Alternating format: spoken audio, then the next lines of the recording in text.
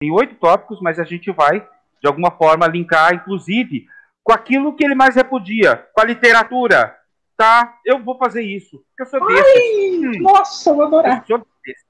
Eu sou desses. Ele é anti-livros? Não. Eu vou mostrar nos livros, né, na literatura que ele repudia, as atitudes dele, inclusive, do que ele mesmo, sendo inconsciente, de forma inconsciente, ele faz, né?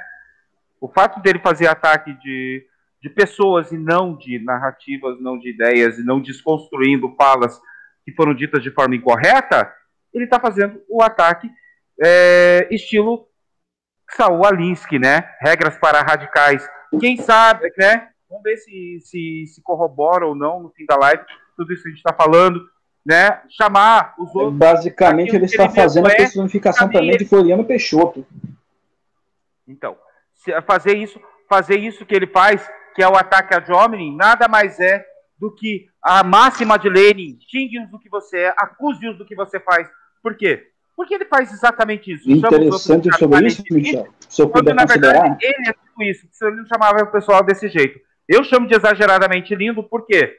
Posso não ser exageradamente lindo, mas eu chamo os outros assim porque eu acho que os outros são exageradamente lindos. Então, vou chamar os outros do que eu particularmente posso ser. Claro, e dane-se o resto. Minha vizinha Sandra, considerar aí. Beijo, Sandra. Nós considerarmos isso daí, né? Esses pontos que o Michel falou, o Oz está agindo muito também como uma personificação de Floriano Peixoto. Quem foi Floriano Peixoto? De acordo com a história, para quem quiser também, tem um livro muito bom sobre isso que vai falar, apesar de eu não concordar com todos os pontos, mas esse livro aqui, ó, do Paulo Schmidt, o Guia Politicamente Correto do Presidente do Brasil, ele conta a história de todos os presidentes, até o Michel Temer, e o nosso querido, né, deixa eu devolver a minha biblioteca, o nosso querido Oz está personificando Floriano Peixoto. Por quê?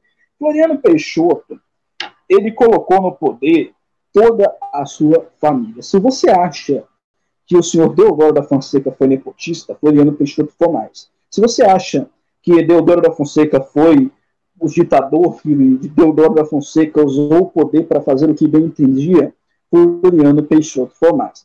Não bastasse os canhões da Marinha terem sido apontados para a retirada de Deodoro, que já estava velho, e decidiu não criar resistência, abandonou o poder, isso não intimidou Floriano Peixoto, que nem mesmo a morte assustava esse cidadão. Mas o que eu quero comparar com isso? Em dados momentos, o que é válido para esse cidadão chamado Oz é só a sua narrativa. Só pode vender livros quem, Michel? Só pode vender curso, Daniel Ferraz. Só pode fazer tal coisa, tal pessoa, que são naturalmente pessoas que concordam com a visão de mundo dele ou em partes, talvez porque ele tenha medo de responder. Ele criou uma panela e só sobrevive dentro dessa panela quem ele quer, quem ele acha que pode sobreviver. Nós não estamos aqui para criar confusão, nós estamos dando uma resposta. Todas as pessoas têm o direito de fazer o que bem entenderem, seja vender livro, seja vender curso, e seja lá o que for. E agora eu queria entender qual a implicância do Oz com esse tipo de coisa. O que há de errado em vender conhecimento? Poxa, agora eu estou vendendo conhecimento, então eu sou um canalha, eu sou um monstro, porque eu quero vender livros. Nossa, qual a narrativa dele? Michel tinha falado sobre isso. É meio surreal e engraçado. Que se você estiver numa guerra, o que você vai fazer? Você vai tacar os livros das pessoas? Cara, na boa. Não vamos ser tão jumento assim, vamos lá.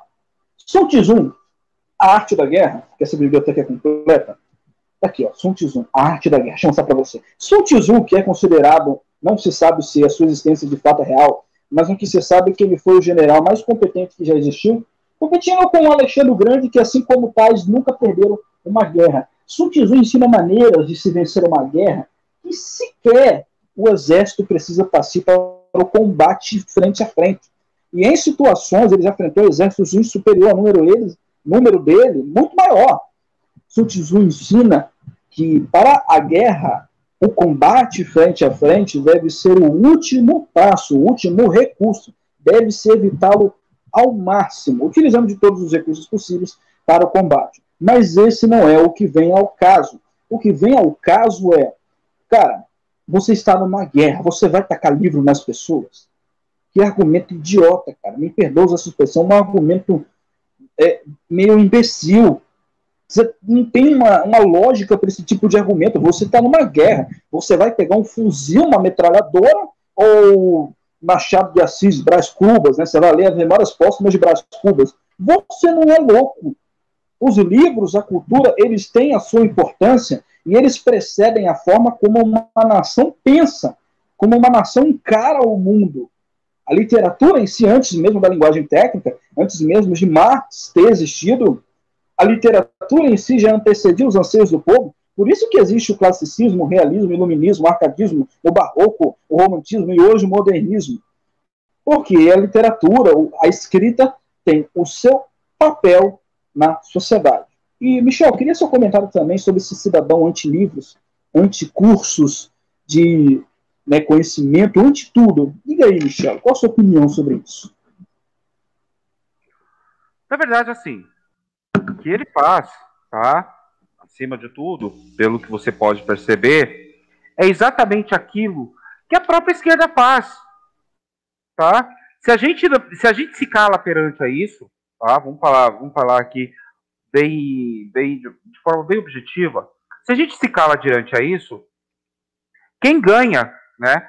Eu vou ter que me ausentar aqui, Carlos.